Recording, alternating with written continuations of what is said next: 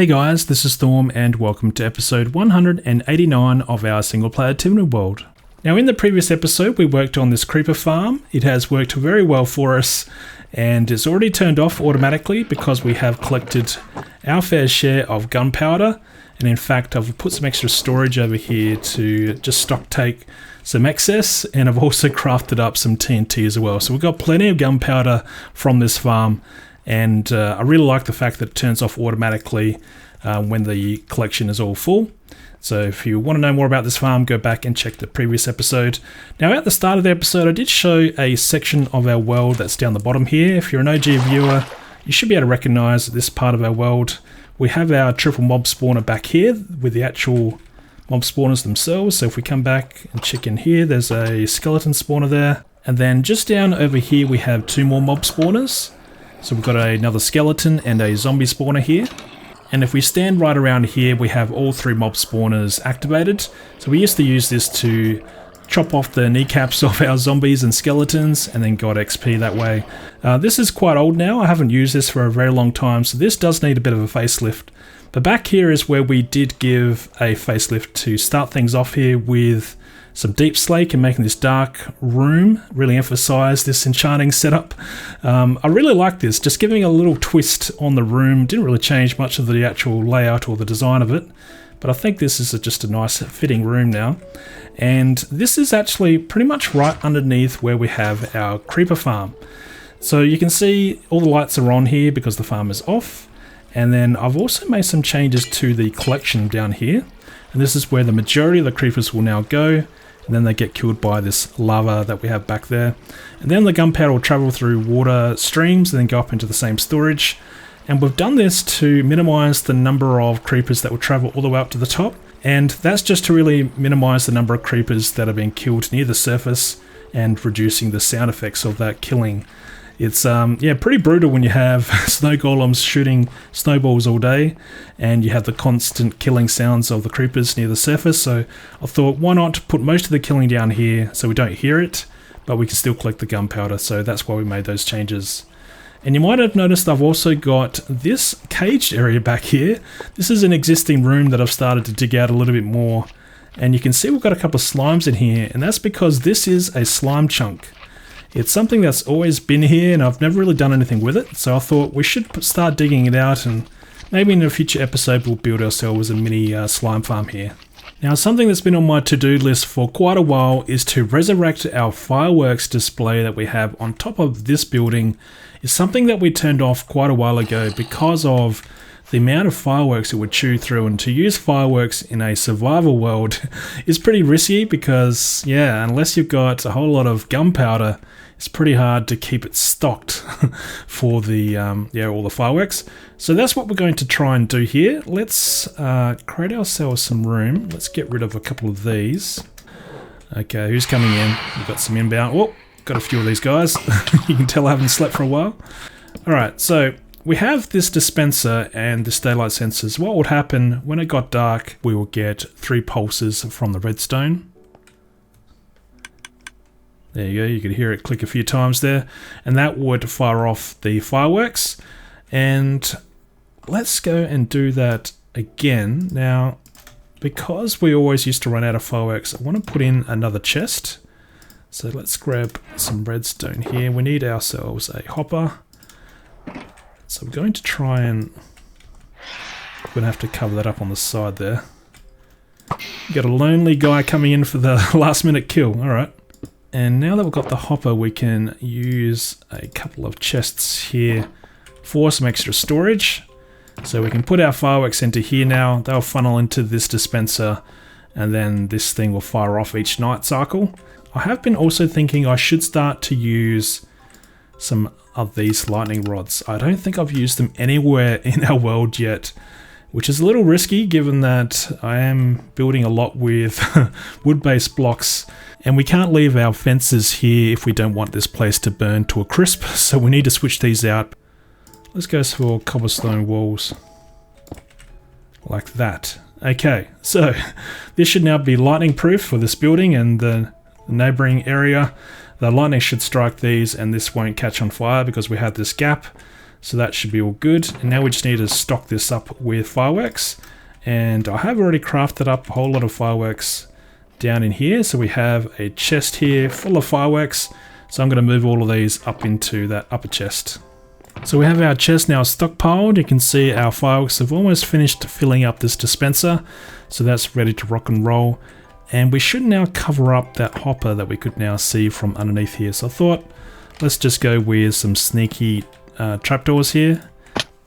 And if you haven't seen this room, this is where we do our crafting for the fireworks. So over here we have our sugarcane to craft our paper. We've got all our different colored dyes, and we have our different variations of the firework building materials in here as well. Alright, it's just gone sunset. You can hear our Darth Vader theme playing in the background. Oh, and there we go. We've got our fireworks going off. Now, a couple of episodes ago, we worked on this farmhouse. You can see the roof now is fully oxidized. And I thought what we could do is put in some of the weathered copper effects. So let's grab ourselves some honeycomb and then just cruise on up here to... Whoop, I'm going to miss it, aren't I? Yeah, that's a bit awkward. Now, we don't have to put honeycomb where it's fully oxidized because it just won't weather any further. But what we can do is use our axe to put in some of the weathered effects and then honeycomb this. Oh, there we go. We just got an achievement. Nice. All right, so we could just put a little bit of this around. It does hurt me a little bit to do this given how long it took to oxidize, but I think the effect is worth it. It does look quite nice when you have a variation in the block palette for a roof like this. So I'll probably do a few more around on this section as well. And you can also see that I've put in a bit of a skylight here as well to let some light through onto the roof to prevent some mob spawning on the roof itself. So the main reason for this is to light to come up onto the roof rather than light to go into the building itself. So a little bit strange, but I need to get light up here somehow. There we go. I think that actually looks better. Let's go down and check it out from the ground level. Yeah, I think that looks good. Well, I can't believe I'm saying this, but I've actually found a downside of having so much gunpowder. I found that I'm using firework rockets a lot more than I used to.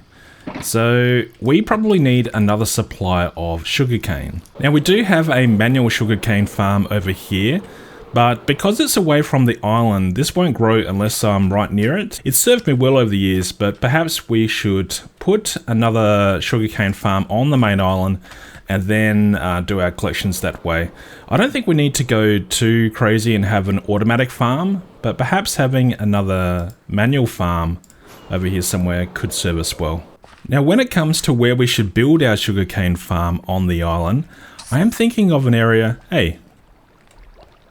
How you going, creeper? I am thinking about an area that's down here that's kind of been untouched for a while that I needed to work on anyway.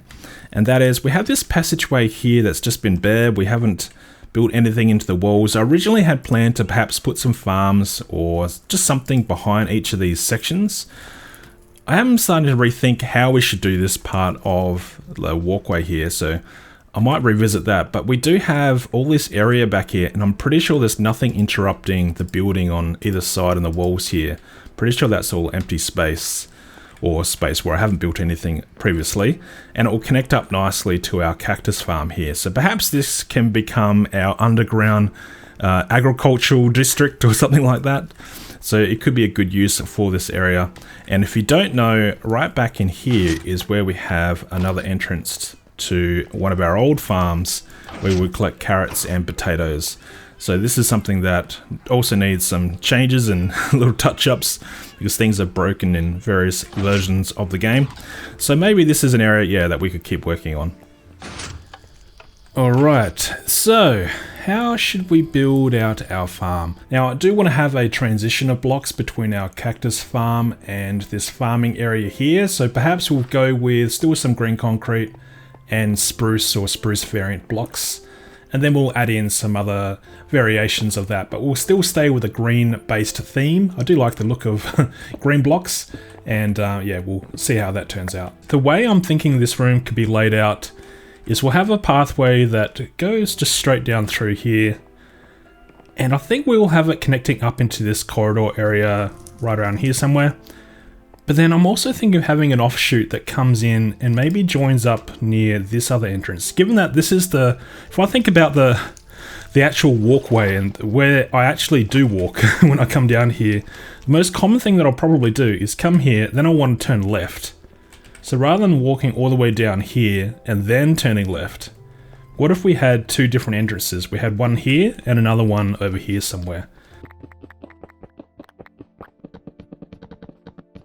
Now the next question is, how wide do we make this walkway? Having the actual path area 3 blocks wide is a given, I think, to match this one. But you can see we have this border lip along here. This is the farmland. So we have a trapdoor back here with water next to it, and that's where we allow light to come through and also hydrate our farmland. Do we go with the same design along here, or should we switch it out for something else? Maybe this is an opportunity to switch it out, given that we do want to have some variations between this room and this one. I'm thinking moss could be a nice block to put along the sides. It is different to the farmland, and it still sticks with the green theme, so maybe that could be a good look. Now for the entranceway, we've gone with the spruce wood here, but we are going to strip it. And this will make a firm border between this room and this next one. So we've only got the spruce on this side, and then we've got the strip variant in this side of the room. So I think that's a good way to create a bit of barrier. And I am thinking of using a pillar design. Whoops, not with that, but with green concrete. So we'll still have some spruce logs in here, but it'll be framed off with the stripped variant. And then we'll have these going across something like this. So every, how many blocks we got here? So that's 4. Alright, so every 4 blocks we'll have a pillar. And that will give this room some structure and also help to emphasize the pathway itself. Well, things are looking good so far, but now we have some tough decisions to make. How do we make this second entrance here? This is part of the white entrance design that I mentioned. And we have to somehow incorporate it through here. So if this is the first entrance, yeah, how on earth are we going to make space for another one through here? So what I am thinking of doing, okay, this is the 4 block gap here. So let's make this pillar go up. Now if we have the path that goes this way, it will mean that these will need to be switched out for spruce, because we'll be following the same pattern design along here. In fact, I've already messed it up. This needs to come over another block, it looks like. So, like that. And then if we're going to keep with the same design, that means I need a pillar right there. Hang on. No, it'll be there. So we'll have moss along there. This is where we'll have our pillar. And then we have a mismatched pillar design on this end. Now, is that a big problem? I don't know.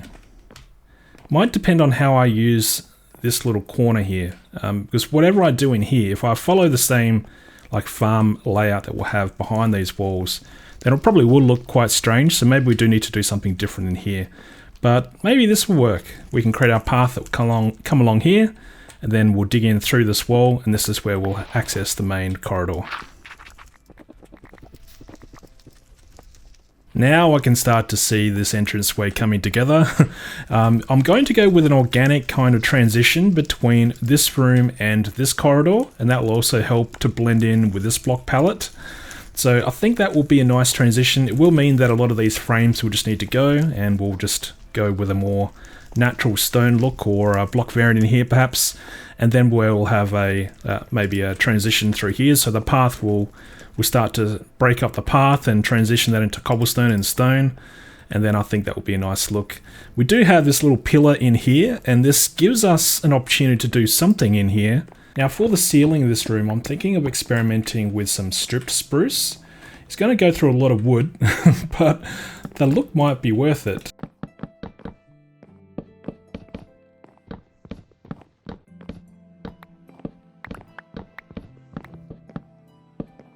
Well, we had to do a little bit of trial and error to get to this point, but I'm thinking this is a winner. And now that I've built it out a little bit more, yep, I'm definitely happy with this. So let's replicate this all along above this pathway.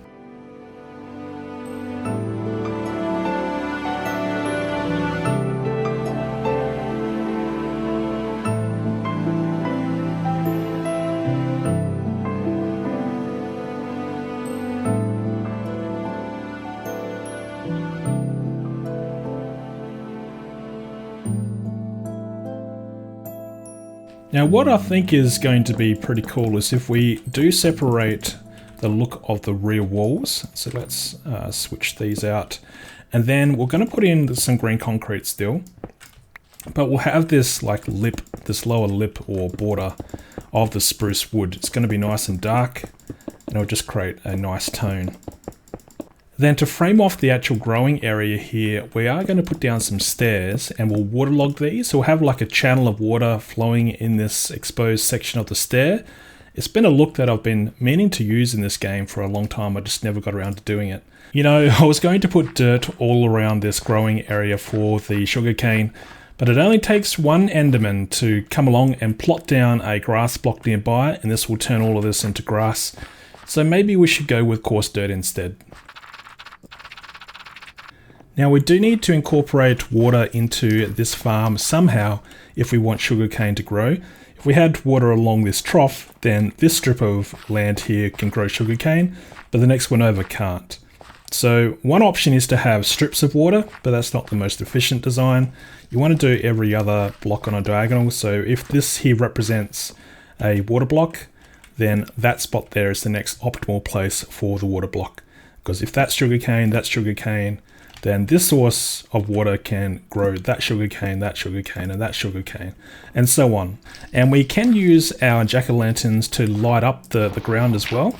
So if we dig this bottom area out, we'll have pumpkins down there, or the jack-o'-lanterns down there, and I do have some spruce trapdoors. We'll use this to cover that up so you can easily walk across, and we'll waterlog these. So the light will still allow it to come up through the trapdoor, so that'll light up the ground, and then we can still have our water there. So I think that will look good for this farm.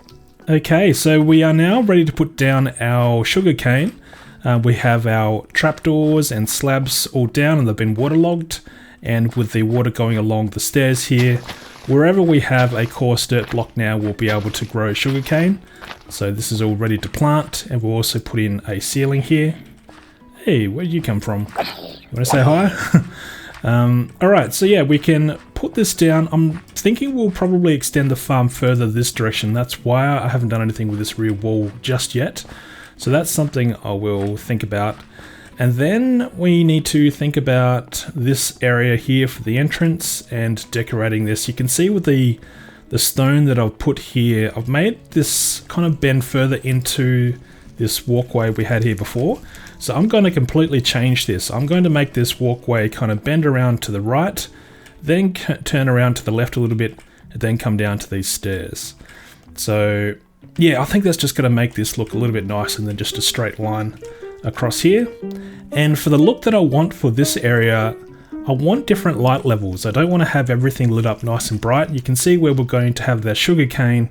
It is all nice and lit up because we do have the jack-o'-lanterns underneath each of these trapdoors. So this is all nice lit up. It's going to be nice and bright. But I want some dark areas in here as well. Now you might be wondering what's the big deal, because mobs don't spawn above light level 0 now, besides from mob spawners. But unfortunately for me, or fortunately depending on how you look at it, I'm still on Minecraft 1.17.1. We haven't upgraded to Caves and Cliffs Part 2 or the Wild update. So we are quite a few versions behind. We have had Deep Slate in the game since 1.17, so that's how I've managed to continue building with those blocks. But yeah, everything else is quite vanilla. We don't have all the latest and greatest features yet. I do need to figure out what I'm going to do with my world and how I do the upgrade. And the reason why we're going to have some challenges with the upgrade path is because of some of the biomes that have changed in the later versions of the game. For example, oceans, and the ocean around our main island here is all old terrain. None of it is new. So we've had to plant the kelp and seagrass ourselves with bone meal, and it looks okay around the actual island, but as you go further out from the island, it's easily noticeable that, yeah, this is an old biome, and the seafloor is also not like the newer biomes as well. There is biome blending available which will help with the transitions between the old and new terrain, but particularly for things like the ocean and things like my taiga biome, yeah, that's when the biome blending is going to have some struggles. So if we come over here and check out this biome, this one will have a hard border if we do have a chunk that's not loaded right next to it, because in the old versions of the game it used to snow here, but then that was changed. You don't get any snow that comes down in the taiga biome. That's another symptom of having a very old world. So between now and the next episode, I'm going to figure all of that out, and then we'll be finally in 1.19 in the next episode. Alright, stay awesome, and I'll see you guys again soon. Cheers.